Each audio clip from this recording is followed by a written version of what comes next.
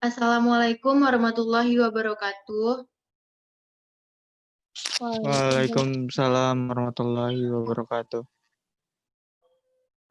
Oke, sebelum sesi sharing dimulai, kami ingin berterima kasih kepada Bang Rabiul Awal Syukri, SIP, karena telah menyempatkan waktunya untuk menjadi narasumber kami. Izinkan kami memperkenalkan diri. Di sini kelompok kami terdiri dari pertama saya Sia Sifa Andini, rekan saya Rini Sekardewanti, Muhammad Syaifullah Zaki, Fatkur Rahman, Farid Arya Pratama, Berliana Vidya, Putri Aulia, dan juga Adrian Noval.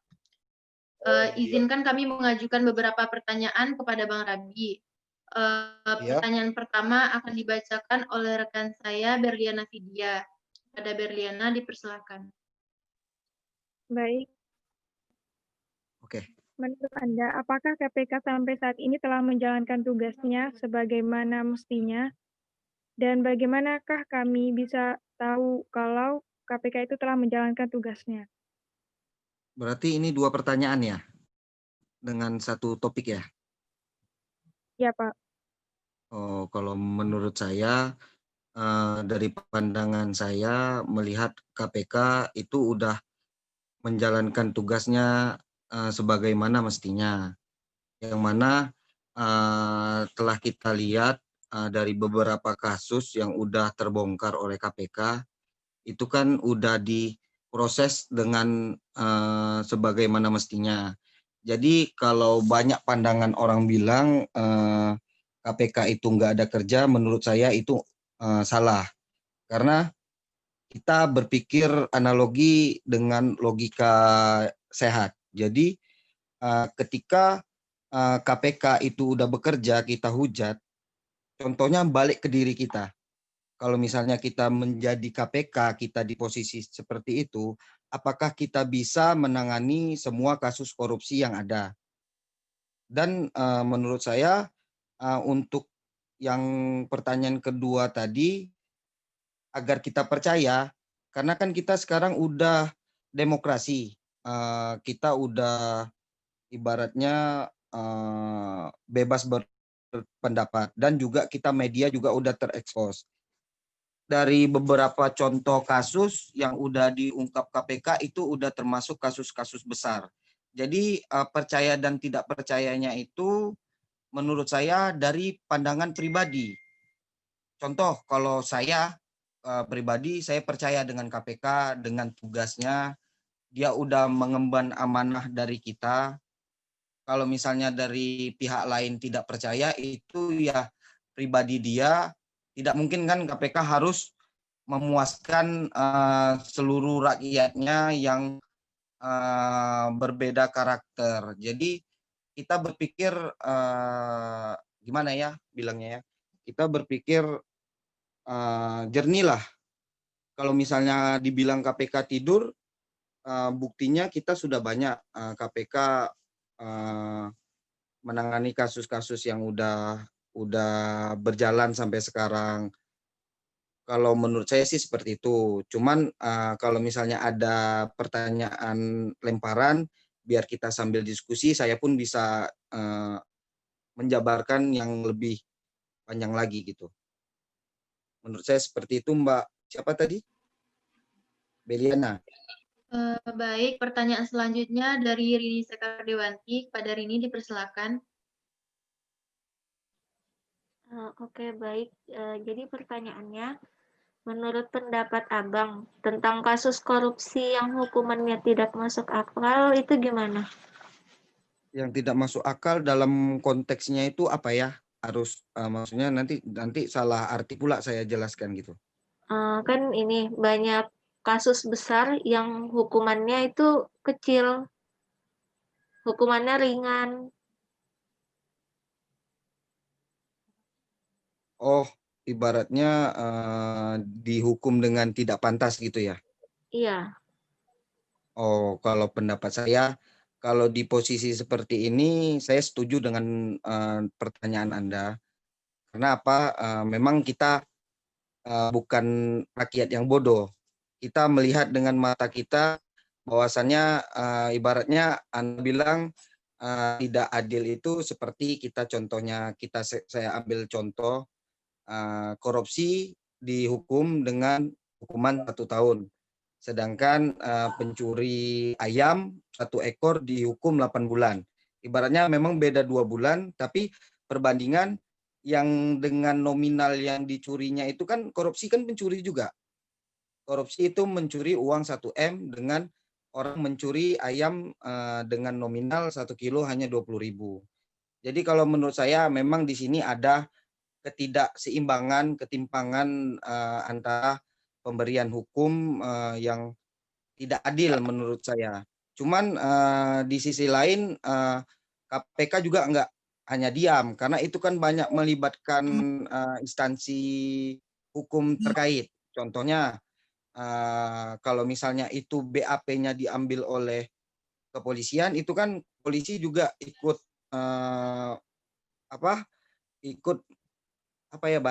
ikut mengintegrasi tersangka lah ibaratnya. Jadi banyak instansi terkait. Jadi di sisi lain juga yang KPK juga tidak diam untuk kasus itu. Kan banyak kita kayak hukum ada banding. Misalnya jasa penuntut umum menuntut para korupsi ini misalnya 3 tahun. Tetapi misalnya Pak Hakimnya memberikan hukuman hanya 1 tahun. Itu kan dari proses itu kan juga ada banding. Jadi kita bisa melihat proses-prosesnya itu banyak. Jadi tidak bisa kita bilang ini tidak adil. Memang kalau dilihat dari mata memang tidak adil. Cuman kan itu ada proses di hukum mereka, ada undang-undang yang berlaku. Menurut saya seperti itu sih yang pertanyaan Mbak barusan. Pertanyaan selanjutnya dari Putri Aulia. Pada Putri dipersilakan. Menurut dari kasus yang beredar sekarang, dengan adanya kasus korupsi bantuan sosial COVID-19, apakah pelaku korupsi tersebut mungkin atau pantas dalam terjerat hukuman mati? Hukuman mati itu ada beberapa faktor yang harus dipikirkan. Pertama, memang ada dari perintah presiden yang pernah saya baca itu bahwasannya korupsi itu hukuman mati itu hanya untuk korupsi bencana alam, seperti misalnya di Aceh ada bencana alam dikorupsi, di NTB ada bencana alam dikorupsi. Itu bisa dikatakan ancaman hukuman mati, belum dikategorikan vonis hukuman mati. Jadi dari sekian banyak kasus korupsi, hanya bencana alam, tanda kutip bencana alam. Kalau untuk COVID kita bisa kategorikan memang bencana alam, tetapi kan di pemerintahan kita nggak tahu mereka tanggap siaga COVID ini dianggap bencana alam atau memang ada hal-hal yang lain. Jadi biarpun divonis hukuman mati, tetapi kita kan banyak proses hukum dan undang-undang yang berlaku. Kalau untuk undang-undang, setahu saya sampai sekarang tidak ada undang-undang yang mengatur untuk hukuman mati. Juga membuat undang-undang itu tidak hanya seperti kita membalikan, menurut saya ikuti saja prosesnya. Jadi kalau misalnya memang hukuman mati itu wajib, kita dukung sebagai masyarakat. Kalau memang itu tidak bisa dijadikan undang-undang, kita juga dukung asal proses hukum untuk para korupsi itu tetap berjalan. Karena korupsi itu bagaimanapun sekecil apapun. Maaf, tadi sinyalnya kayaknya reconnecting. Baik moderator, untuk pertanyaan yang barusan itu menurut saya seperti itu. Terima kasih Bang atas penjelasannya. Untuk pertanyaan selanjutnya itu dari Syaifullah Zaki. Kepada Zaki dipersilakan. Jawaban lanjut. Berhubung Zaki ada kendala, Lanjut ke pertanyaan selanjutnya dari Farid Arya. Kepada Arya dipersilakan.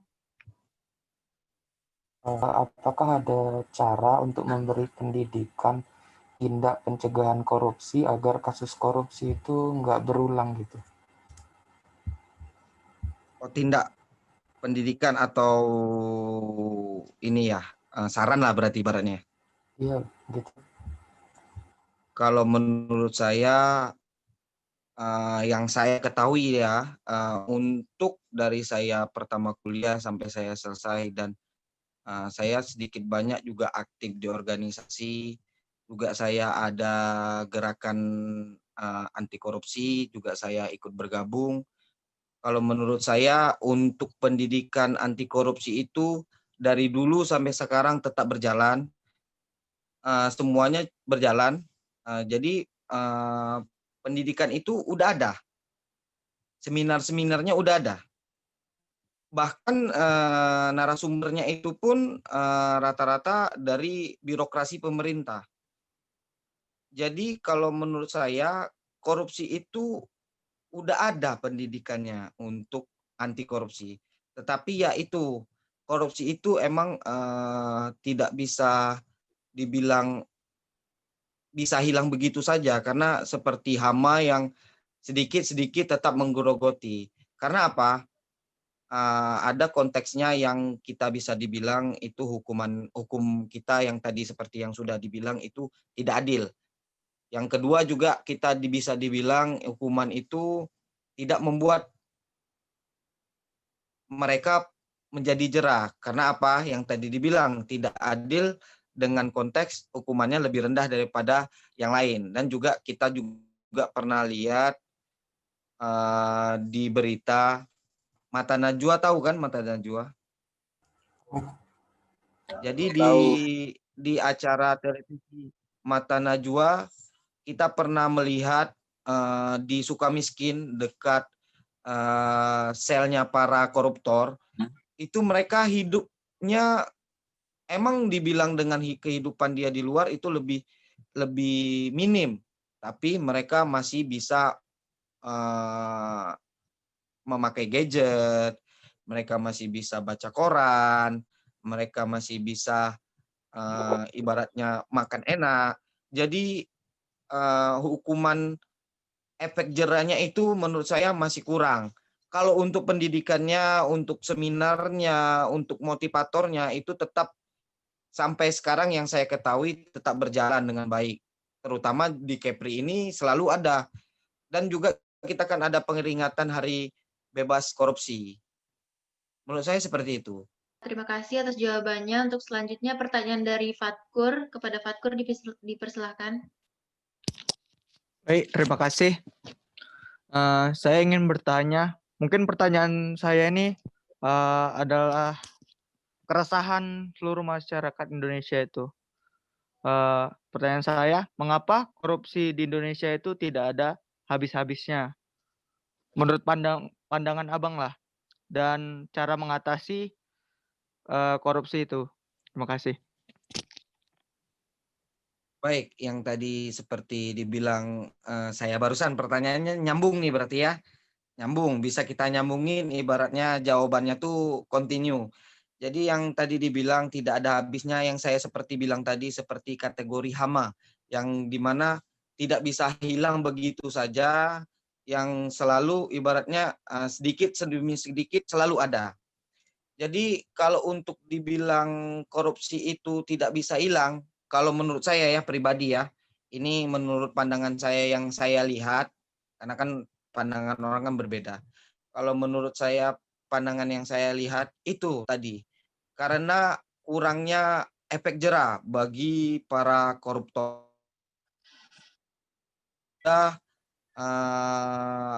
Terjadi yang sudah kita lihat tadi contohnya saya ulang kembali di acara televisi Mata Najwa itu membahas tentang sel para napi koruptor yang mana mereka masih bisa hidup enak biarpun tidak seenak di luar, tetapi mereka di para sel koruptor di mana mereka ada bisa menggunakan gadget, bisa menggunakan fasilitas-fasilitas yang ibaratnya air conditioner.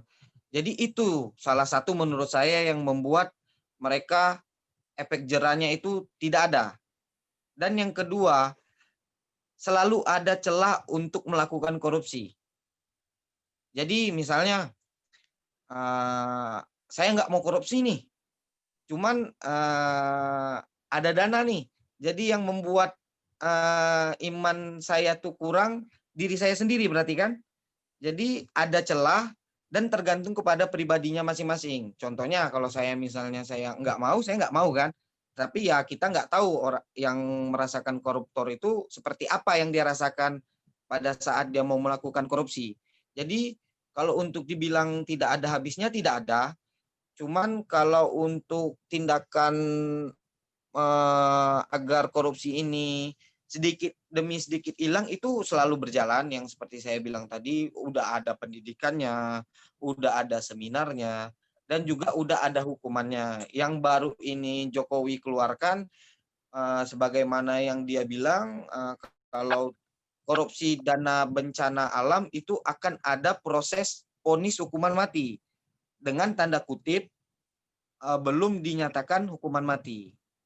Kalau saran pribadi saya untuk agar memperkecilkan tindak korupsi di Indonesia ini, yang pertama itu dia hukum. Hukumnya dibuat sama rata, tidak runcing ke bawah, tidak runcing ke atas. Jadi dibuat tajam serata. Jadi hanya untuk para korupsi sama dengan hukuman pidana lainnya dibuat sama. Yang kedua itu juga tadi yang saya bilang, yang saya bahas tentang mata najwa tadi dengan suka miskin. Dibuat sebagaimana mestinya napi yang lain. Agar ibaratnya membuat efek jerah para yang belum korupsi tidak ingin korupsi karena melihat efeknya kejam ibaratnya kan. Contohnya lah saya pribadi, saya nonton Mata Najwa, melihat penjaranya Sukamiskin itu mewah. Jadi ibaratnya dari hati kecil saya, enak banget. Kalau kayak gitu pun korupsi banyak-banyak, tinggalnya tetap enak ibaratnya gitu. Jadi efek jerahnya itu kurang. Jadi ibaratnya menurut saya ya itu tadi hukum, udah itu efek jerah untuk kayak seperti selnya ditata ulang, ya sebagaimana mestinya harus sama. Kalau menurut saya sih seperti itu. Baik, menurut saya sih pandangan Abang sama seperti saya. Yang pertama itu hukum harus ditingkatkan lebih dalam lagi untuk para koruptor agar mereka jerah dengan perbuatan mereka.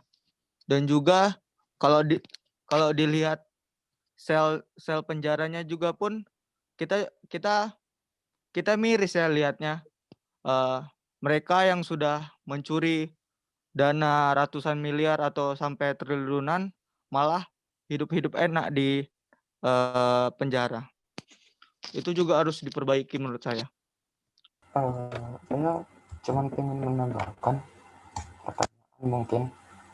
Kalau hasil uang korupsi itu apa semuanya disita atau gimana ya itu? Kenapa koruptor itu masih bisa hidup enak gitu? Uangnya dari apa tidak disita?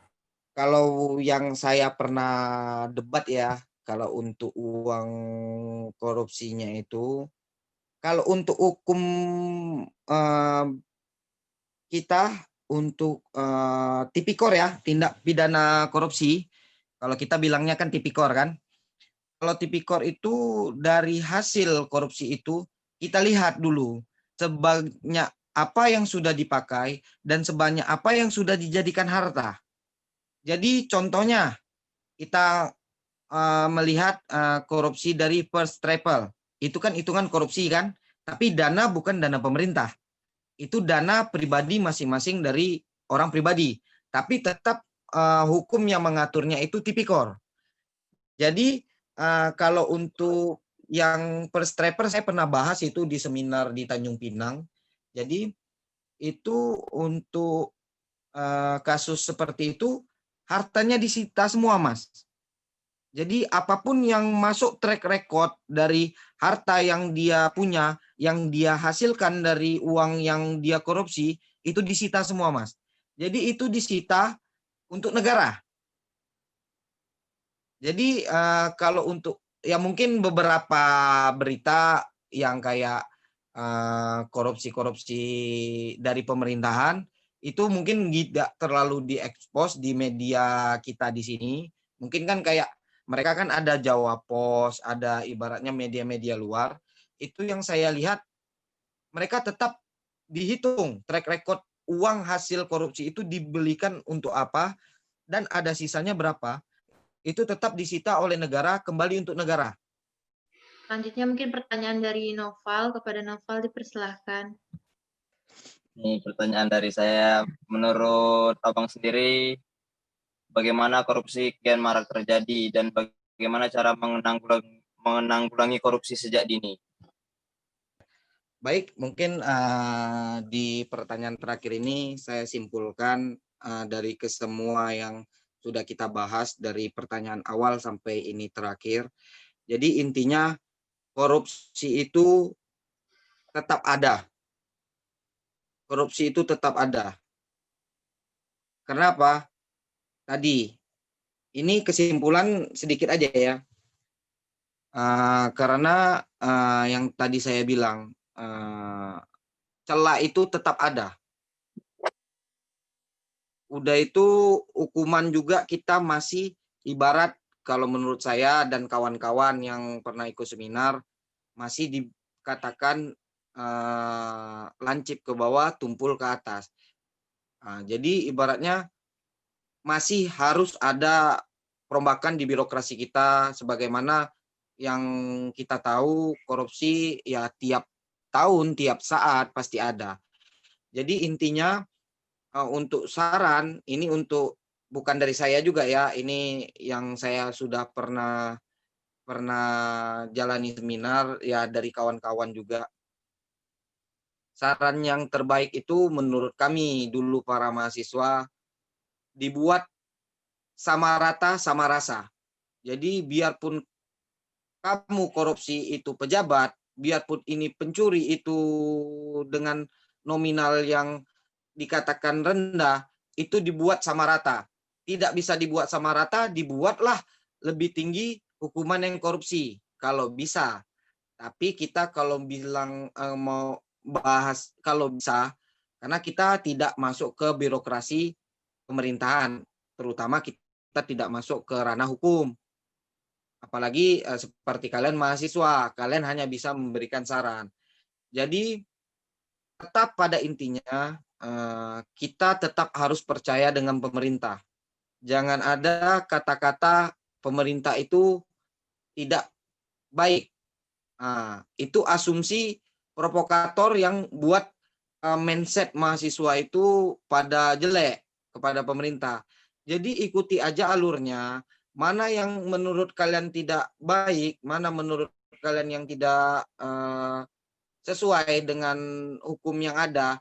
Kita mahasiswa punya aliansi, kita punya BEM, kita punya, kalau di sini kita punya barisan mahasiswa, kita punya ikatan mahasiswa, itu rangkul bersama-sama mana yang tidak menurut para teman-teman tidak baik dan korupsi, misalnya ada kasus korupsi ya, contoh ya, ini contoh, ada korupsi di Batam.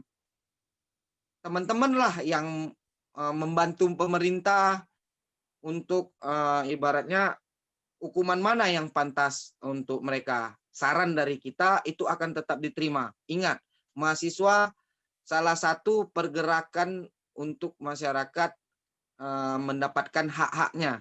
Dari mahasiswa lah kita bisa dapatkan hak-hak masyarakat. Karena masyarakat ya kita tahu segelintir hanya ormas-ormas yang ada. Udah itu pun rata-rata ormas tersebut underbow dari partai. Jadi para mahasiswa lah yang menurut saya netral, yang bisa memberikan masukan-masukan. Pada intinya saran saya para mahasiswa lah membentuk sebuah organisasi, mau internal dari kampus mau eksternal.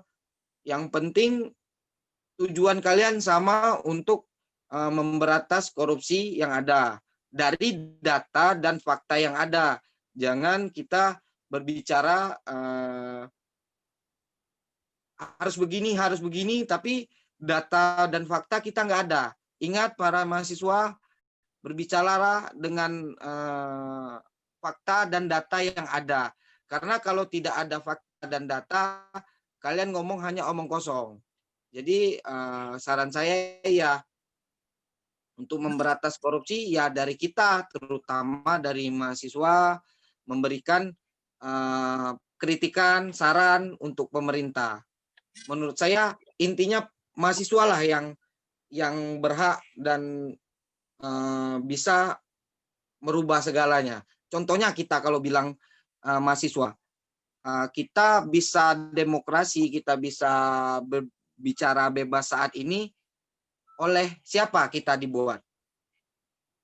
Oleh mahasiswa kan, pergerakan aktivis 98 itu semua rata-rata mahasiswa. Jadi yakin dan percayalah kekuatan mahasiswa bisa merubah segalanya. Jadi mindset mahasiswa ini dirubah, tapi jangan mindset mahasiswa ini pikir pemerintahan ini nggak baik. Pemerintah itu udah berusaha sebisa mereka, dan kitalah yang untuk mengawasi dan kritik dan memberi saran. Kalau menurut saya seperti itu. Kalau misalnya ada tambahan dari kawan-kawan juga boleh. Kalau tidak ada, saya kembalikan ke moderator. Baik, dapat disimpulkan di sini mahasiswa sebagai penggerak untuk di mana pendidikan itu harus ditanamkan sejak dini ya kan Bang. Setelah itu juga mahasiswa itu merupakan agen of change, di mana dia itu bakal ngerubah yang namanya tindak-tindak pidana seperti korupsi-korupsi di kalangan pejabat tinggi negara. Terima kasih sebelumnya kepada Bang Rabi atas waktunya, atas kesempatannya juga telah membantu mensukseskan tugas kelompok dari mata kuliah kewarganegaraan kami. Apabila ada salah dan janggal, saya selaku moderator mewakili teman-teman saya ingin meminta maaf. Terima kasih sekali lagi Bang. Assalamualaikum warahmatullahi wabarakatuh. Waalaikumsalam warahmatullahi wabarakatuh. Waalaikumsalam.